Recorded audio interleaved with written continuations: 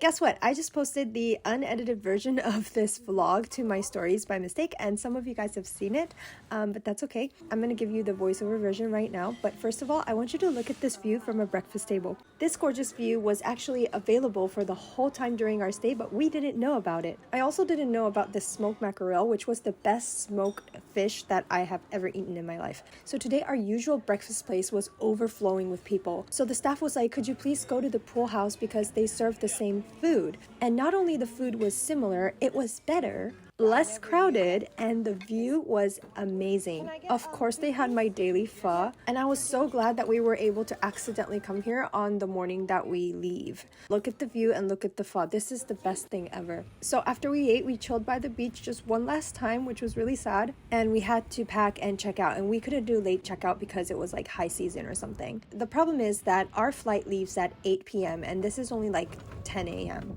Our checkout is at 11 and our hotel's gonna give us a ride at 6 p.m. So we still have like 7 hours to kill. Also, I couldn't get a direct flight from Da Nang to Tokyo, so we have a layover at Hanoi. And to top it off, the flight leaves at 12:30 or something a.m. So I didn't want to like drag the kids along the city and make them super tired because they technically have like an overnight flight. That was my bill, by the way. So what we decided to do was spend as much time as we can in the hotel restaurant. And I had to let the kids do what they do best, which is play games, because they can do that for hours. And we also ordered a lot of food. Yeah, we just ate a whole buffet breakfast like 2 hours ago, but we're still eating. This restaurant is actually the first restaurant that we ate at when we first flew into Da Nang, if you remember that vlog. And it was really good. So we wanted to eat everything one last time before we leave. This is so good, this skewer. This is shrimp skewer. And I know I said this already, but this is the best shrimp skewer that I've ever had. So this is definitely my recommendation. If you go to Hyatt Da Nang, you should definitely have this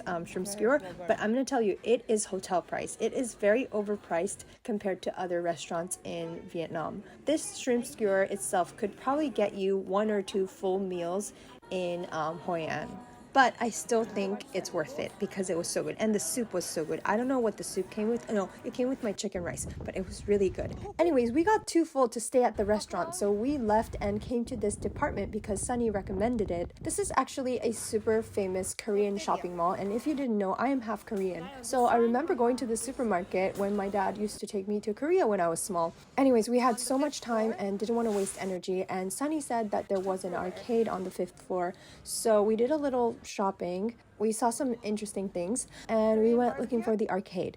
We did stop by at this bookstore just to check it out, and Yamato was pretending to read, but it was all in Vietnamese. So apparently he found a book that he really wanted, but it was all in Vietnamese, so he was determined to learn Vietnamese on Duolingo. So he'd actually downloaded the app. And then we looked through like literally every single store in the department store because we had all the time in the world. We found very questionable things. Honestly, I do not recommend this department store unless you want to like buy food or like, I don't know, shovels or like fans or whatever. This is literally a place for locals to go to. We found interesting t-shirts, and then we finally made it to the arcade. So obviously I don't know how it works, so I used my Google Translate. I have no idea how people traveled before Google Translate. So anyways, at this point, it was only like 3 p.m. So I really wanted the kids to spend like at least an hour here. And thank God they found this basketball thing because they love basketball. But they only lasted like 30 minutes before they got bored, so that happened. So while we wait for our plane, I'm gonna wrap up our whole Vietnam trip, which was a huge success. It was one of the best trips that I've ever been to. What we enjoyed the most was definitely the street food tour that we did last night. The hotel that we stayed at was actually not our first choice, but it was so good. It was amazing. Oh, by the way, this dress that I got, it was only $7 US, so of course I got it, and it was on sale too. It was so fun, and we definitely want to come back again. And you can read the name of that coffee shop in your head or out loud, because I'm not going to read it out loud here because they're going to like restrict my content again, because they love doing that right now. Anyways, we were all giggling like 10-year-olds looking at the name of this place, but I was shocked when I had a sip of this tea. This is lychee jasmine tea. That's just a matcha latte, but this was the best tea that I've ever had. Best flavored tea that I've ever had in my life. I don't know what Vietnamese people put in their food and drinks, but it is so good. If you like flavored tea, you have to have the lychee jasmine tea at this coffee shop, okay? Okay, moving on. I don't know about you, but what I really liked about this trip was that we didn't do a lot of research. We only booked one tour of the Marble Mountains and the Monkey Mountains on the second day, and the rest of it we just asked around, and since we loved our tour guide Sunny, we asked him to guide us through the street food. Again, a lot of the things were unexpected and we had very neutral expectations, and I think that made our trip really fun. So we came back at sunset and the hotel gave us a ride to the airport. This was all included in our plan, and it was nice because this was the driver who drove us from the airport to the hotel when we first arrived. So the place we stayed was at the Hyatt, which I highly recommend. It's not that far from the airport. The service is amazing. The people who work there are amazing. I highly recommend. So we said our goodbyes, and guess what? We found that coffee shop again. So you can read it out loud yourself. Oh yeah, and we ate again because we just like to eat.